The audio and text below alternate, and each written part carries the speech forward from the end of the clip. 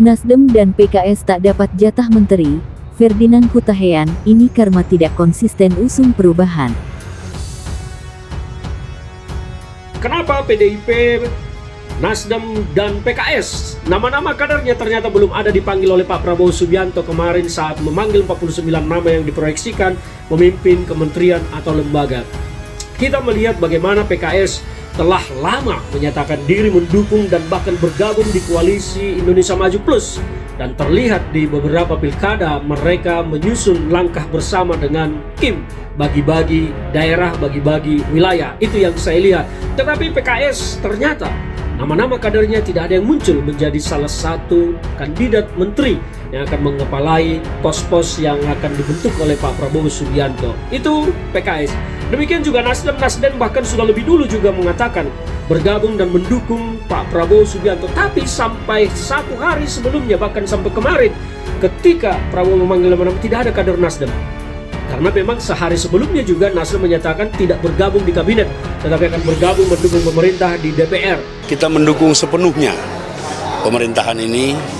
Kita berkepentingan pemerintahan ini sukses, tapi atas dasar pertimbangan banyak hal, kita memutuskan juga untuk tidak masuk dalam kabinet. Menurut kita, pikiran-pikiran kita kalau diterima itu jauh lebih penting daripada kita masuk dalam kabinet. Pikiran-pikiran kita, kontribusi kita terhadap berbagai hal, itu akan jauh lebih berarti daripada secara fisik kita masuk. Tapi kita bagian tak terpisahkan dari pemerintahan ini. Sekaligus menepis juga ya Kang, kalau misalkan kabar mungkin penolakan Huta tidak memilihnya Nasdem ini karena tidak ada posisi strategis di kementerian yang mungkin yang ditawarkan, atau itu nggak ada? Itu nggak ada sama sekali. Jadi bukan karena misalnya portofolionya nggak pas, itu nggak ada. Jadi itu nggak ada sama sekali. Ini lebih kepada sekali lagi kita merasa kurang pas gitu ya kalau kita ngedorong-dorong untuk menempatkan kader-kadernya di kabinet. Tapi bahwa kita memberikan dukungan itu sejak awal. Jadi sejak sebelum yang lain memberikan dukungan, kita sejak awal sudah memberikan dukungan terhadap Pak Prabowo. Tapi soal prinsip ini sudah disampaikan ke Pak Prabowo dan juga Saya yakin Pak Surya sudah menyampaikan ke Pak Prabowo dan ada saling pengertian dan saling pemahaman. Saya yakin antara Pak Prabowo dengan Pak Surya. Pak, penegasan berarti artinya bukan mau jadi oposisi ya? Enggak jadi oposisi. Kita ada tetap dalam barisan pemerintahan Pak Prabowo, Pak Gibran. Jadi kita mensupport dan mendukung sepenuhnya apa yang menjadi keputusan, kebijakan, dan program pemerintahan Pak Prabowo. Saya yakin untuk membantu kesuksesan beliau. Termasuk menempatkan orang yang tepat dari PKS di kabinet? Ya kalau memang PKS diberikan amanah, pastilah otomatis ya kita pasti menempatkan orang yang sesuai bidangnya lah. Artinya jangan selalu ada dikotomi seolah-olah kalau yang dari partai nggak profesional. Ya saya dulu Menteri Pertanian dan saya kerja profesional. Ini kan agak aneh.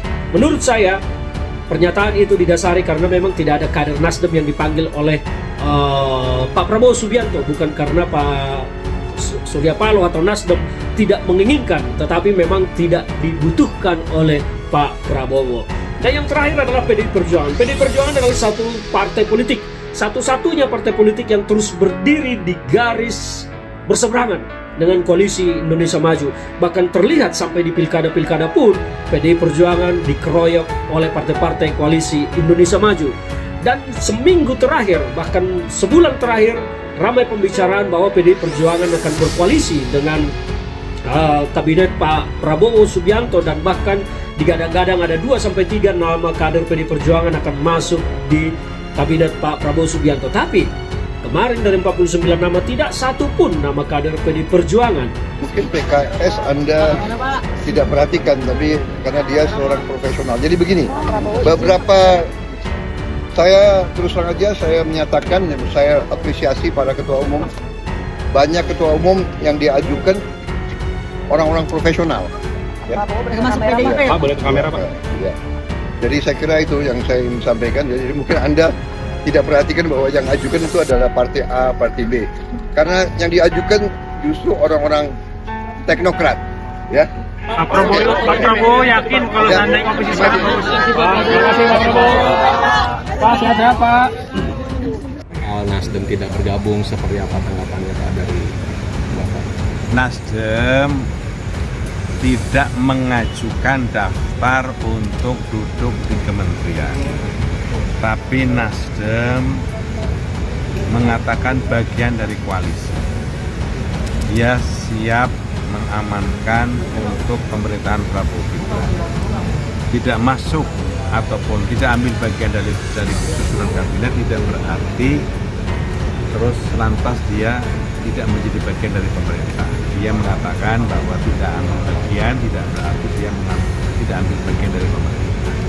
Tapi sebenarnya sudah dipersiapkan dong Pak Nasdem dan Nasdem sebelum Ya. Nasdem sudah dipersiapkan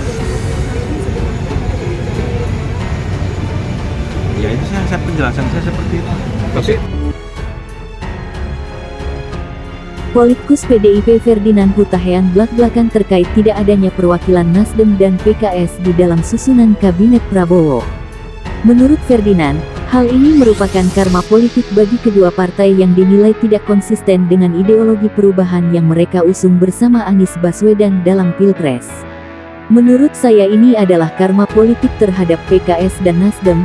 Mereka tidak konsisten dengan ideologi yang mereka usung tentang perubahan, ujar Ferdinand kepada fajar.co.id, Selasa tanggal 15 Oktober tahun 2024.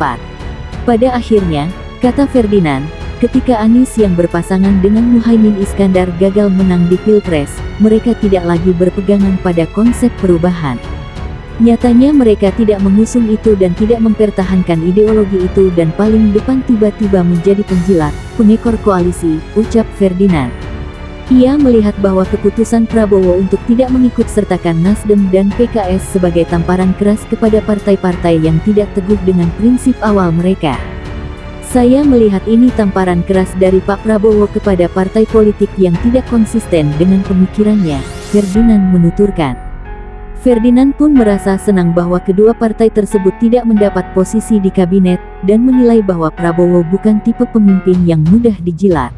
Saya malah senang melihat PKS dan Nasdem tidak masuk di kabinet. Itu justru menunjukkan Prabowo Subianto bukan tipikal yang bisa dijilat-jilat, tambahnya. Memang ini akan menjadi pelajaran ke depan bagi partai politik kalau sudah berada di jalur yang diusung, ya konsistenlah dengan perubahan, sambung dia.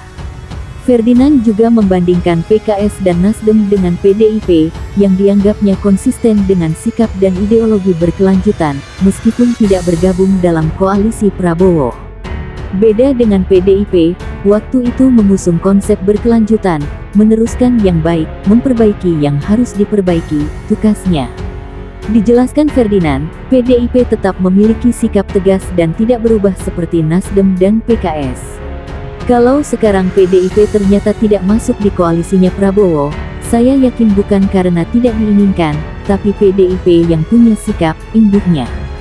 Diyakini Ferdinand, Prabowo sangat menginginkan jika PDIP bisa bergabung dalam koalisi gemuknya. Meskipun saya percaya Prabowo sangat menginginkan PDIP bergabung, tapi PDIP punya sikap. Beda dengan Nasdem dan PKS yang tidak punya sikap konsisten dengan pendiriannya, tandasnya. Ferdinand bilang, PKS dan Nasdem terlalu mudah goyah berbalik haluan. Namun pada ujungnya tak diberikan potongan kue oleh Prabowo. Dengan mudah berbalik berubah dan sekarang dilepeh dan dibuang begitu saja, kadernya tidak ada yang masuk. Akhirnya inilah pelajaran politik, saya melihat ini pelajaran politik yang berharga bagi semua partai, terangnya. Melihat calon wakil presiden Anies Baswedan, Muhaimin Iskandar alias Cak Imin yang masuk susunan kabinet, Ferdinand menuturkan bahwa ada kekuatan yang bisa dimanfaatkan Prabowo. Kalau Cak Imin memang wajar diakomodir, bukan karena mereka sebagai partai di koalisi lama, tapi memang Cak Imin dengan PKB adalah suatu kekuatan yang harus diamankan Prabowo, sebutnya. Ferdinand menganggap bahwa Cak Imin dan PKB memiliki kekuatan massa yang cukup Spartan di kalangan Nahdliyin. Tentu itu sangat menjadi kekuatan yang harus diamankan untuk kelancaran pemerintah.